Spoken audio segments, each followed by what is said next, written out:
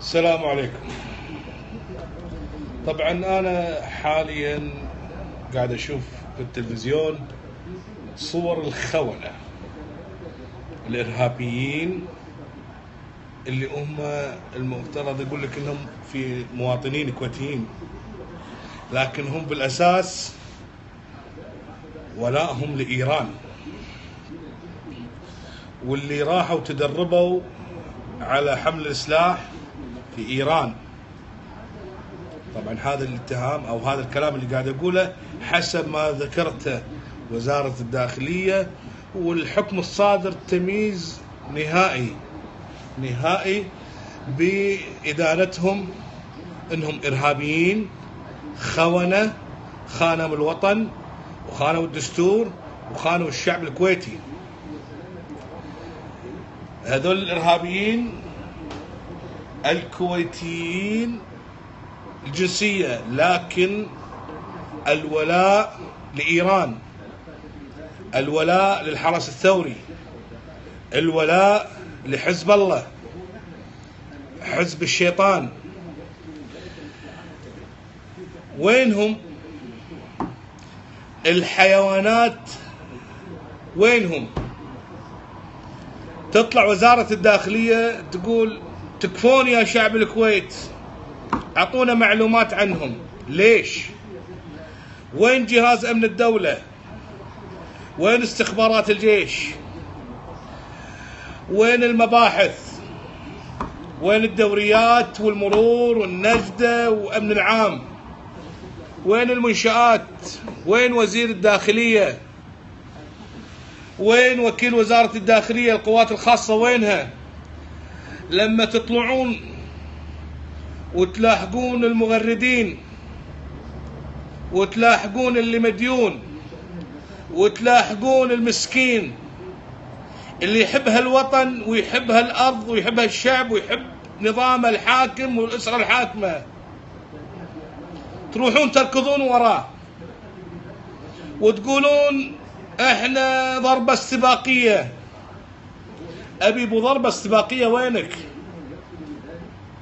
انا اوجه كلامي يا محمد الخالد، وينك لما تحط الغترة كذي وتطلع شايف؟ وينه ضربة استباقية؟ وين الضربة الاستباقية؟ وين يا محمد الخالد؟ علمني. ابي حق وزير الداخلية الحالي، شكرناك ونقول ان شاء الله فيك الخير. وين اجهزتك؟ وين محاسبة الاجهزة؟ العميد الفلاني واللواء الفلاني، ولا بس بلع فلوس؟ تعبئة كروش. اكلم جهاز من الدولة بكل رتبها. اذا انتم ما شاء الله تبارك الرحمن ضربة استباقية، احنا ما نشكك بجهاز من الدولة لانهم عيالنا. وينكم؟ وين حالة الاستنفار اليوم بإلقاء القبض؟ ما ينامون، ما ينامون.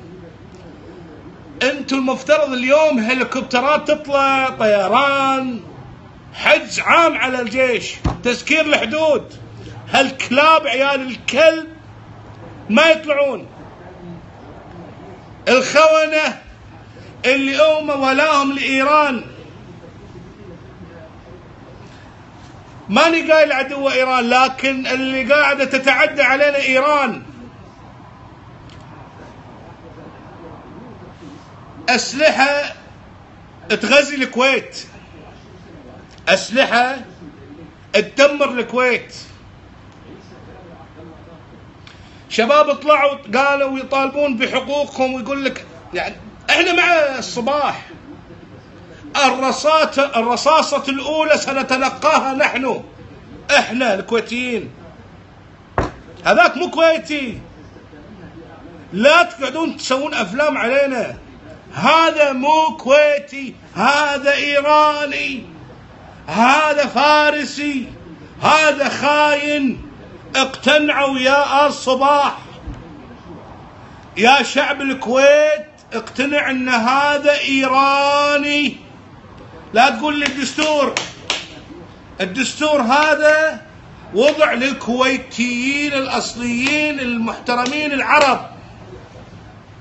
بتقول لي هذا يتكلم اللغة العربية، قوميته إيراني، أنا كويتي بس قوميتي عربي، شيل الجنسية الكويتية مني، أرد ساسي عربي غصب عن اللي ما يرضى. أما هذاك شيل جنسيته إيراني فارسي، عرجة وسخ، عظمة فاسد. أبي أتكلم حق حكام العرب كلهم، وبتكلم بالخاصة حكام الخليج. ما لوعتوا وشبنا، مو كافي أزمات احنا بيننا، نقول إيران وإيران. أشوف ما حد جاها إيران، ما حد جاء إيران. أتكلم رسالتي حق آل سعود وآل خليفة وآل نهيان والسلطان قابوس وآل صباح وآل ثاني. خلاص ترى صدق لاعت جبودنا، نحبكم غصب، نحبكم شنو ما يعني مو مشكلة، نحبكم بس مو لهالدرجة. خلاص صارت أزمة وفتنة وهذا، ونقول ما يخالف. يبا قطر غلطانة والسعودية، كلكم غلطانين، كلكم غلطانين، كلكم خلكم على رأي واحد وشيلوا البعثة الإيرانية والدبلوماسية الإيرانية. ما الإمارات عندها شركات وتجار إيرانيين، الكويت كذلك، البحرين، قطر، كلهم عندهم. اخذوهم، والله ما يفيدونكم، اقسم بالله ما يفيدونكم. هذولي البعض منهم طابور خامس، اقسم لكم بالله طابور خامس، قاعدين ينخرون في البلد ويهدمون البنية الأساسية، بنية البلد وأساس البلد قاعدين يدمرونه. الديوان الأميري مخترق، وزارات الكويت ومؤسساتها مخترقة، تجارتها مخترقة، اختراق حتى في بيوتنا. لمتى؟ نبي الأمان، الأمن والأمان والاستقرار. هذا اللي احنا عايشين فيه، مو أمن وأمان، هذا ستر من رب العالمين. هذا اللي احنا عايشين فيه الله سبحانه منزل هذا الأمان علشان احنا على قولتهم شعب طيب، شعب مسالم، خايفين الله. بس هذول يا عيال الكلب مو خايفين الله. يا وزير العدل، وين منع السفر؟ وين الإجراءات القانونية؟ أبي تعالوا يا جهاز أمن الدولة، بس على ذنكم يعني أبشر شاي. يا جهاز أمن الدولة، عناصركم تلاحقنا. أنا اللي قدامكم كنت مراقب، وغيره من إخواننا مراقبين، وكذا مرة أحتك مع بعض من الضباط والأفراد أمن الدولة وعديناها، وإجراء أمني ماشي، وتقارير، موقفين علاوتنا ومعاشاتنا ودنيانا، ونقول ماشي. كل هذا من أجل البلد، كل هذا من أجل الكويت، ما عندنا مشكلة. لأن احنا ما راح نطلع على آل صباح، ما راح نطلع عليهم، حنا نناصحهم، نوصل لهم الرسالة من القلب للقلب، ما راح نطلع عليكم. أنا أتكلم عن نفسي، ما راح أطلع. أعلن أنا أطالب بثورة ضد الفساد. فساد منو؟ فساد الإيرانيين اللي حاطينهم، فساد الكلاب الإيرانيين اللي حاطينهم وغيرهم. ليش ما رصدتوهم؟ نسيتوا ياسر الحبيب؟ نسيتوا عبد الحميد دشتي؟ كل هذول نسيتوهم؟ احنا ما ننسى، بس نقول لكم عيب خلاص، حافظوا على الشعب هذا. والله الرصاصة الأولى والله نتلقاها، وراح ندافع عن الوطن هذا، وأدعو الله ليل ونهار أقول يا رب أستشهد في أرض بلدي، على أرض الكويت، إني أستشهد. والله إني أدعو وأطلب إن يعني خاتمتي أن أستشهد على أرض الكويت، أدافع عنها. يعني أنت يا وزير داخلية مو عيب مطلع لي عادل ويسمعني عادل؟ والله يا شعب الكويت نبي، وين أنت؟ وين جهازك يتحرك؟ إذا بغيتوا تطلعون الواحد تطلعونه ثواني، عندكم كل شيء، كل شيء عندكم، تدرون عن كل شيء. المشكلة إن مو هذه الخلية بس اللي موجودة، قد يكون في خلايا ثانية. ما عندي الإثبات والبرهان واليقين والإثباتات المادية، ما أمتلكها، لكن الظاهر في العمليات اللي قاعدة تصير الحين على الكويت إن في خلية ثانية وخلية ثالثة ورابعة، لأن الطابور الخامس شغال وعمك أصمخ نايم.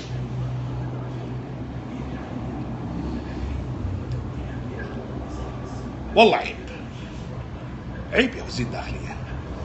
جهاز الاستباقي لا، وهذاك والله هذاك والله الحين مسافة زين، بس ما عندي نظارة زين، يطلع كذي ها، ضربة استباقية يقابلك بالشارع، يعني صلينا صدناهم، لازم يسوي كذي ولابس نظارة هذه كذي ها، ضربة استباقية، يطلعون لك هاش السلام عليكم ورحمة الله وبركاته، نعني لكم يا الشعب الكويتي الأصيل والحر لا لا لا لا أن الأجهزة الأمنية قد قامت بعملية استباقية اصطادت بها مجموعة من الإرهابيين، ويطلع لك هذاك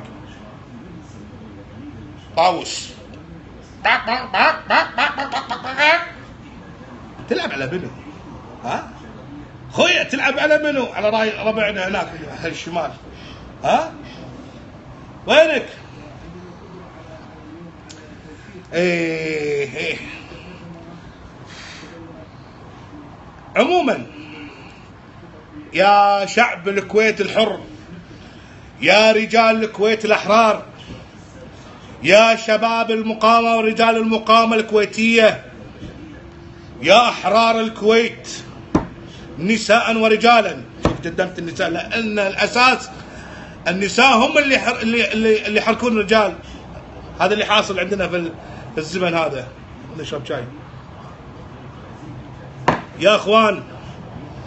اذا لقيتوا واحد كلب من هالكلاب الخونة اللي تم الحكم عليهم مصدر حكم عادل ان شاء الله من محاكم الكويت العادلة، سلموه حق الداخلية، بس ها سلمه صافي دمه، صفي دمه، واذا قدرت تذبحه اذبحه، اذبح.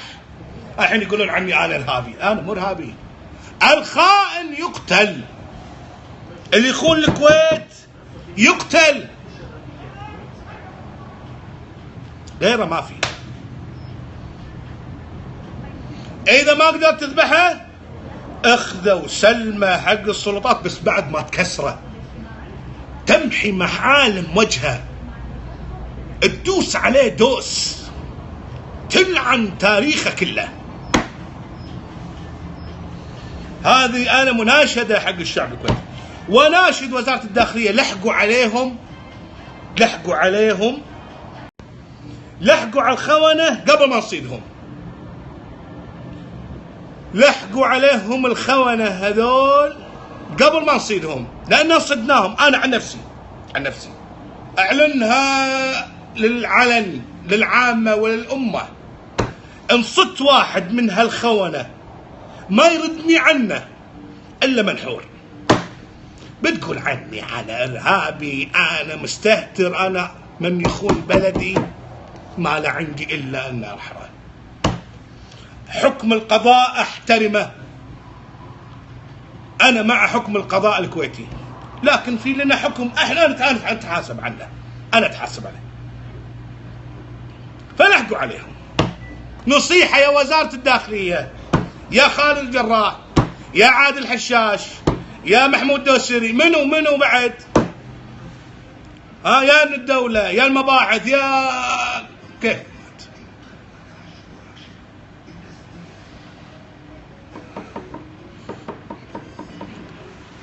نرجو من وزارة الداخلية انها تصيدهم بسرعة قبل ما احنا نصيدهم. ويا شعب الكويت لا تخافون، لا تخافون، العدو امامكم والبحر خلفكم. ديروا بالكم، كاهل العراق وراكم ومن ايران. تبونهم خلكم متراخين، تبون تصدون العمل الارهابي اللي قاعد يقومون فيه والتعديات، خلكم رجال، خلكم رجال، اثبتوا للعالم انكم رجال. نرد مرة ثانية ونقول حق وزارة الداخلية، لحقوا عليهم والله. اي احد يا شعب الكويت يا اخواني اللي يعلم بمعلومة عن هذولي الخونة الكلاب هذول، واذا الكلام صحيح انهم انحاشوا، راح يصير في حراك اخر على وزارة الداخلية وعلى الحكومة. والله يا جابر المبارك، والله يا جابر المبارك، ما راح يردنا عنك الا محاكمة اذا انحاشوا هذول. يا جابر المبارك ما راح يردنا عنك الا محاكمتك بمقابلهم اللي انحاشوا، لو فيها ما فيها. وهذا احنا وصلنا رسالة، هذه اول رسالة، ونبي نشوف الايام القادمة، نبي نشوفكم، نبي نشوف جهاز امن الدولة والرجال امن الدولة اللي نعرفهم شرفاء، طلعوهم، طلعوهم الكلاب، لا تسقطه في السجن، ذبحه، طلع الحجة، تعدى عليكم صارت تبى اطلاق نار، حطه وحطها براسه، حطها براسه، نهي الموضوع، يقعد ياكل من خير الكويت هالخاين هذا؟ لا، غير مسموح اصلا. ويا أسرة الصباح حنا معاكم، لا تخسرونا، لا تخسرون شباب الكويت، لا تخسرون هالشعب اللي راح يحافظ عليكم على سيادة الدولة. كونوا أحرار يا شعب الكويت، كونوا أحرار. الله يحميكم ويحمي هالديرة ويحمي أسرة الصباح ويحمينا إن شاء الله من هالخونة اللي تابعين إيران. تحياتي، سامحونا على الإطالة. بكرة إن شاء الله رسالة أخرى، راح نشوف الوضع من الباكر.